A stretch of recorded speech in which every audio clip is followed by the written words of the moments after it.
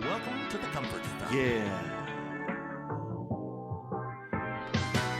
Welcome to the comfort stop with Rick Rock. I'm off the clock. He's off the clock. Off the clock with Rick Rock. Talking shop.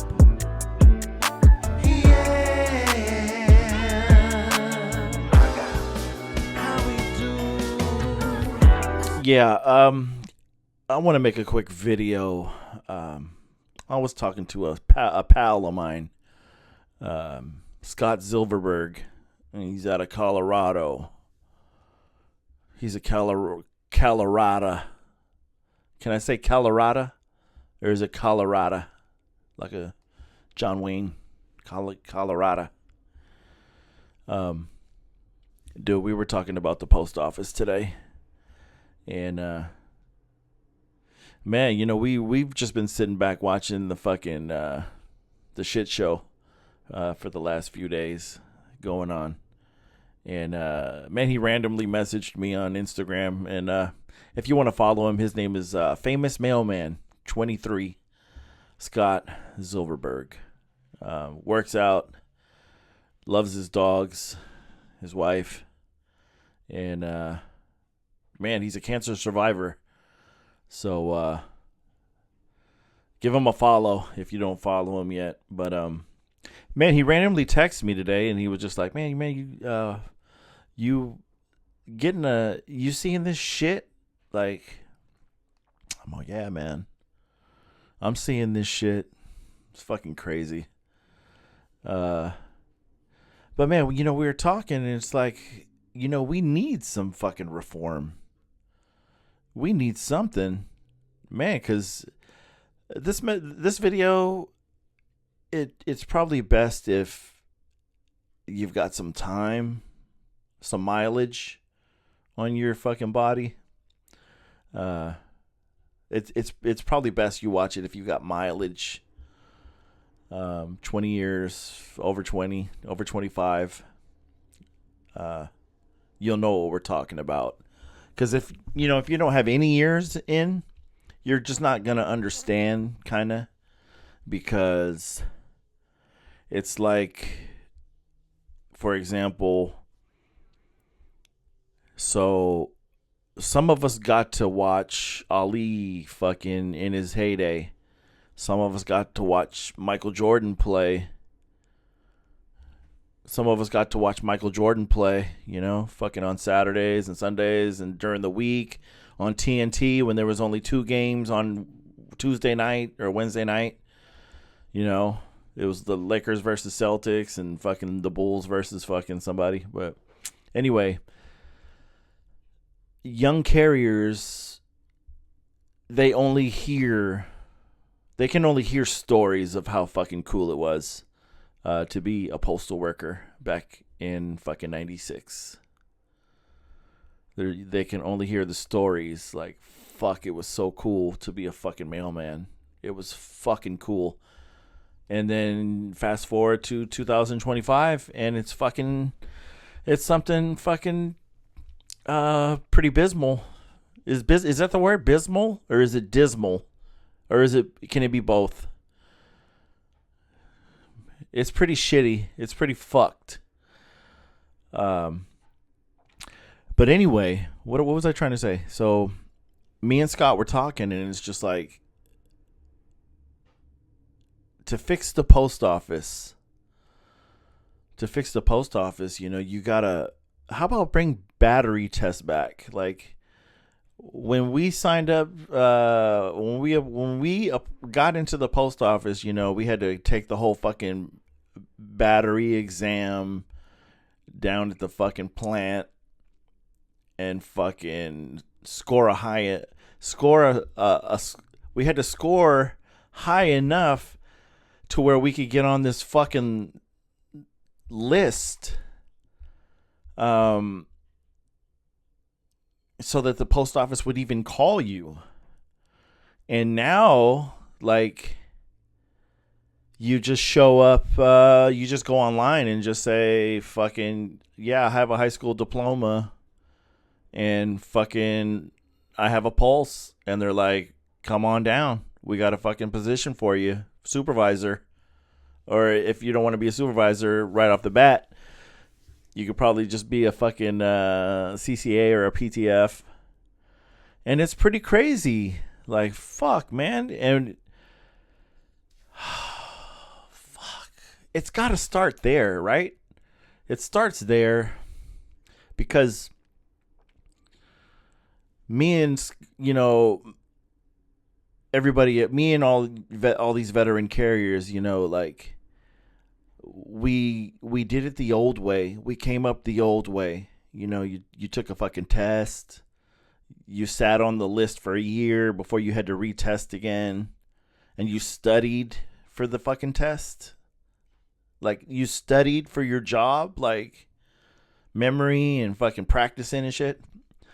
Bought a civil service handbook. Like, fuck. Like, it was serious business. And now it's not. And like, now they got a fucking academy. Like, hey, I'm going to the fucking Carrier Academy next week. Like, you're going to the Carrier Academy? You're going to the Carrier Academy? You got a full ride or what? Like, you got a scholarship? They got a basketball team or what? Get the fuck out of here with the Carrier Academy. Fuck you and your Carrier Academy.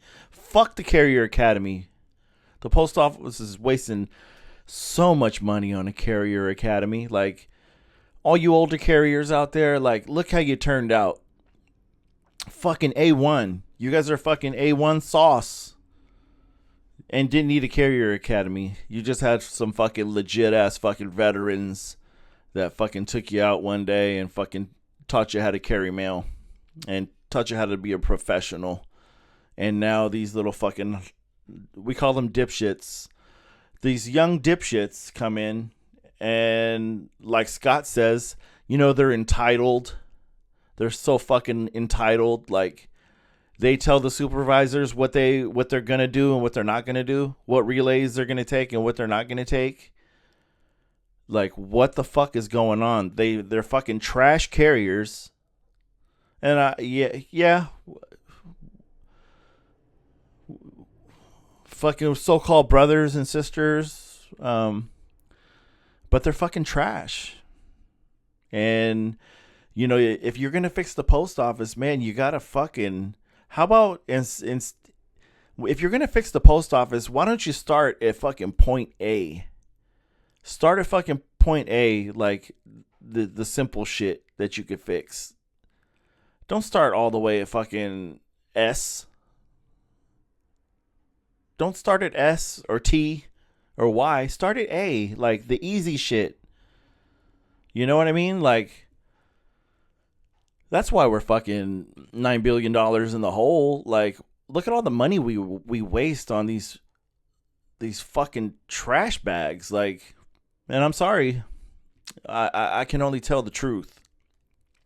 But, some of these people are fucking garbage.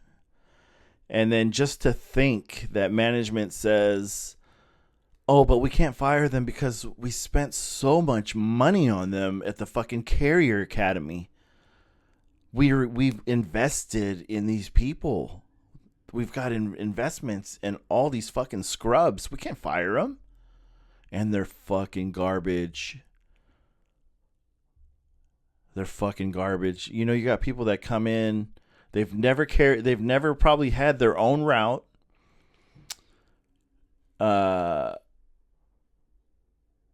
And they're fucking hurt. You have that class of carriers, that they'd never had any intentions of carrying mail. They just were like, I think I'm just going to be a fucking union person. See how that works out. Or you have the person that's like, oh, I carried mail for a little while. I never had my own route, but then I got into, I wanted to be a 204B. And then the dipshits, you have dipshits that are just like, oh, I'm going to go so far up management's ass that you'll be able to see my eye color. Like, it'll look like me. looking at you like it's fucking crazy. But Scott's right. Like, fuck, that shit needs to change, man. Let's change it up.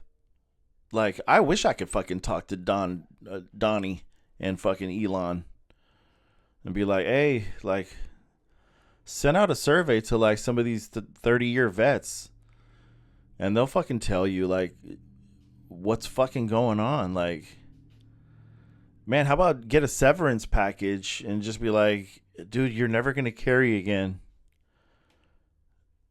How about we offer you like a severance package and you could just fucking sail out into the sunset. Like, cause fuck, you're not a mailman anymore. You're just not a mailman. Like, you didn't fucking sign up for the job to be a fucking managerial secretary, did you? Like, I didn't see that on the fucking application. I did not see that on the application. And